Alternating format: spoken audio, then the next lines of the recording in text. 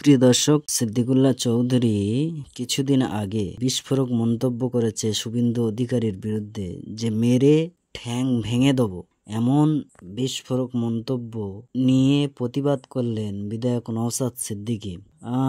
শুভেন্দু অধিকারী তিনি বিজেপির একটা এমএলএ, তিনি বারবার একটাই কথা বলে যে আমি হিন্দু ভোট পেয়ে এমএলএ হয়েছি। এই যে হিন্দু মুসলিমের মধ্যে বিভাজন সৃষ্টি করে এই প্রতিবাদ করতে গিয়ে সিদ্দিকুল্লাহ চৌধুরী তিনি বলেছেন যে মেরে ঠ্যাং ভেঙে দেবো। কিন্তু বিধায়ক নওশাদ সিদ্দিকী তার পরিবর্তে কি বললেন শোনাবো আপনাদের। তার আগে প্রিয় দর্শক, আপনাদের মূল্যবান মতামত অবশ্যই কমেন্টের মাধ্যমে জানাবেন। চ্যানেলে নতুন হয়ে থাকলে চ্যানেলটিকে অবশ্যই সাবস্ক্রাইব করে রাখবেন। বাবুর যে অগণতান্ত্রিক অসাংবিধানিক যে মন্তব্য করেছিল তার চরম বিরোধিতা করেছি। আজকে আমার এই জায়গায় দাঁড়িয়ে বলছি, সিদ্দিকুল্লাহ বাবু শুভেন্দু বাবুর যে বক্তব্যকে কন্ডেম করতে গিয়ে, এর বক্তব্যের বিরোধিতা করতে গিয়ে তিনি যে শব্দ চয়ন করেছেন তারও চরম আমি বিরোধিতা করছি, ধিক্কার জানাচ্ছি। আবার কোন জায়গায় আবার সন্দেহ আরো বেশি হচ্ছে যে তৃণমূল বিজেপির মধ্যে কোন একটি বোঝাপড়া করে এই ধরনের বক্তব্য বা মন্তব্য চালাচালি হচ্ছে। সিদ্দিকুল্লাহ চৌধুরী সাহেব জানেন ভালো করে এই উনি যে কথাটা বলেছেন তিনি সম্পূর্ণ আইন বহির্ভূত কথা বলেছেন, এই মেরে ঠাইন ভেঙে দেবো। তিনি কাউন্টারে এটা বলতে গেলেন কেন? শুভেন্দু বাবুকে বলার জায়গা দিলেন, স্পেস দিলেন, বা শুভেন্দু বাবু যে অভিযোগটা যে কথা বলেছেন সেটাকে যে গুরুতর যে তার নামে যে অভিযোগ হচ্ছে সারা বাংলা তাকে নিয়ে যেভাবে বিরোধিতা হচ্ছে সেটা হয়তো যে ক্ষোভ সারা বাংলায় জনগণ ছড়িয়ে পড়েছে কিছুটা হলেও প্রশমিত হবে শুভেন্দু বাবু সিদ্দিকুল্লাহ বাবুর বক্তব্য দ্বারা। 3 দিন ধরে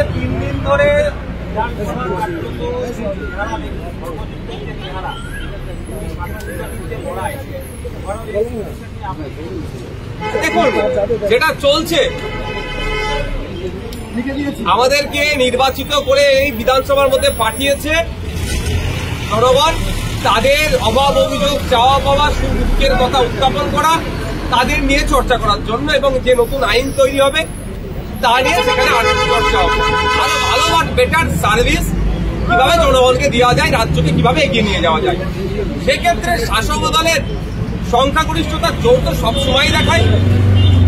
যখন আমরা কোনো বিষয় বিরোধীরা বলি যেটা শাসকের বিপক্ষে যায়, অনেক সময় চিৎকার চেঁচামেচি করে, এবং কারো আঞ্চলিক ভাষার টোন থাকলে সেটাকে নিয়েও খিল্লি হয়, কাউকে পার্সোনাল লেভেলে নেমে নিয়ে এসে অ্যাটাক করে ফেলে, মানে ভাষাগত একটা এটা চলতে থাকে। এটা বন্ধ হওয়া দরকার, এটা কোনোভাবেই কাম্য নয়। কারণ এখানে যারা এসেছেন সে দাদুর বয়সী হতে পারে, বাবার বয়সী হতে পারে, ছেলের বয়সী হতে পারে, কিন্তু প্রত্যেকের একটা ডিগনিটি আছে। বা যারা এখান থেকে হয়তো বাঁকুড়া থেকে, বীরভূম থেকে, পুরুলিয়া থেকে বা দার্জিলিং থেকে আসছেন, কৈবঙ্গ থেকে আসছেন, তাদের আঞ্চলিক ভাষার একটা প্রভাব থাকে তাদের কথা বলার মধ্যে, সেটাকে নিয়েও যেভাবে খিল্লি হচ্ছে, এগুলো বন্ধ হওয়ার পক্ষে। আসলে আমি এগুলো যে দুধকে দুধ পানিকে পানি তখনই হবে যখন বিধানসভার টিভি থাকবে। লাইভ টিভি চললে না বিধানসভার কোন বিধায়ক কোন মিনিস্টার কি পারফর্ম করছে তাদের এলাকায় যখন গিয়ে মাইকে উঠে বড় বড় ভাষণবাজি করবে, পাবলিক তখন তাদেরকে জিজ্ঞাসা করবে যে আপনাকে ভোটটা দিয়ে বিধানসভার মধ্যে পাঠিয়েছিলাম আমার ভালো বলার জন্য, আমার উপকারে আসার জন্য, তা না করে আপনি ওখানে নাটক করছেন, ওখানে গিয়ে এই কার কিরকম ভাষায় কথা বলছে সেটাকে নিয়ে খিল্লি করছেন আঞ্চলিক ভাষার টান ধরে। এগুলো বন্ধ হবে, লাইভ টিভিটা খুবই দরকার। হুমায়ুন কবিরের পাল্টা একটা বিধায়ককে চ্যাংদোলা করে দেখান, উনি বিধানসভার ভিতরে ঢোকার সুযোগ পান না, স্পিকার ওনাকে সাসপেন্ড করে রেখেছে, বাইরে গোটা মুসলিম সমাজকে আক্রমণ করবে, সেই অধিকার কোন সংবিধান শুভেন্দুকে দিয়েছে? শুভেন্দু অধিকারী চ্যাংদোলা বিধায়কের জবাব দেখুন কে দিয়েছে, কত। হুমায়ুন কবির বলেছে যে শুভেন্দু অধিকারী ঢুকলে ঘিরে রাখা হবে, এটা তো চাইছে শুভেন্দু বাবুরা, এটা তো চাইছে বিজেপি, আর সে জায়গাটা শুধু এই চাওয়ার জায়গাটা এই প্ল্যাটফর্মটা তৈরি করে দিচ্ছে তৃণমূল। এটা তো হতে চলেছে।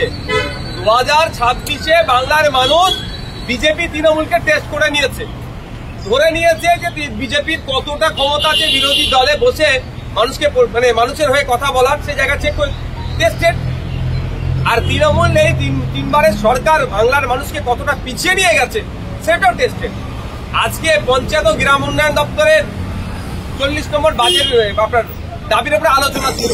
সেখানে বললাম পশ্চিমবাংলার গ্রামীণ এলাকার পরিবার পিছু মাস গেলে মাত্র ৩,৬০০ কোটি টাকা খরচ করছে, আর সিকিমে সেটা প্রায় ১০,০০০ টাকার কাছাকাছি খরচ করছে।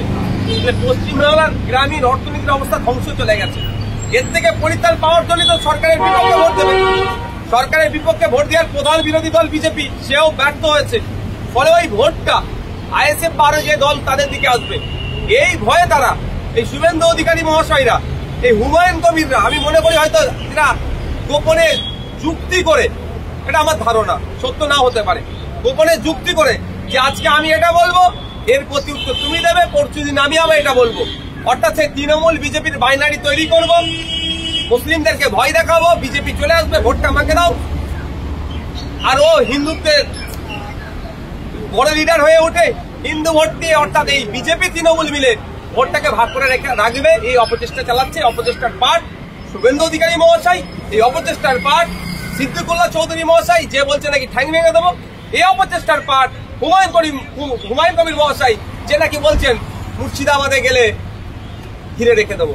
আরে মুর্শিদাবাদে যাওয়ার সুযোগই পাবে না। যে বক্তব্যগুলো দিয়েছে, যদি এফআইআর হয়, হেড স্পিচ অনুযায়ী যদি এফআইআর হয়, তাহলে ওখানে যেতে পারবে। তারা কিন্তু প্রশাসন তাকে ধরে শ্রীঘরে রেখে দেবে। এফআইআর হচ্ছে না কেন? রাজ্য পুলিশ সুমোটো করছে না কেন? এটা উত্তর তো আগে দিতে হবে শাসক দলকে। রাজ্য পুলিশ সুমোটো করছে না কেন? এটা উত্তর তো আগে দিতে হবে শাসক দলকে। মুখ্যমন্ত্রী বারবার করে বলেন যে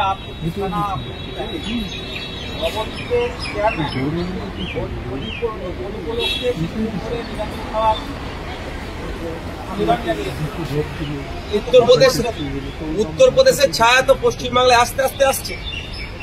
ট্রেনে, বাসে ঘাটে বিশেষ ধর্মীয় পরিচয়ের মানুষ হলে তাদের উপরে আক্রমণ নেমে আসছে, বিভিন্ন টিপ্পানি হচ্ছে, কাটছে। দলিতরাও ছাড় যাচ্ছে না, আদিবাসীরাও ছাড় যাচ্ছে না। যারা ভিন্ন প্রদেশে দেখছিলাম আমরা, পিছিয়ে বর্গের মানুষের উপরে কি অত্যাচার নেমে আসছিল, বাংলাতে হয়েছে। উত্তরপ্রদেশে কদিন আগে দেখছিলাম হোস্টেলে, সম্ভবত শিবরাত্রির জন্য, ওখানে আমি শুয়েছিল বলে এসে হোস্টেলের মেস ভাঙচুর চালিয়েছে। আর আমাদের এখানে নবদ্বীপ পুরসভাটা কারা চালাচ্ছে? তৃণমূল। সেখানে আবার নিদান দিচ্ছে যে মাছ মাংস করা যাবে না, কিন্তু মদের দোকান খোলা আছে, মদ বন্ধ করুক, এ নিয়ে একগুলো চর্চা হবে না।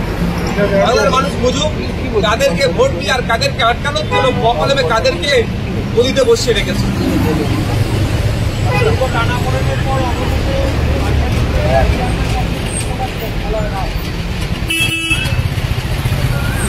অভিযোগ তো অনেক আগে থেকেই আছে, কিন্তু ইস্তফা দিয়ে নতুন যাকে বসালেন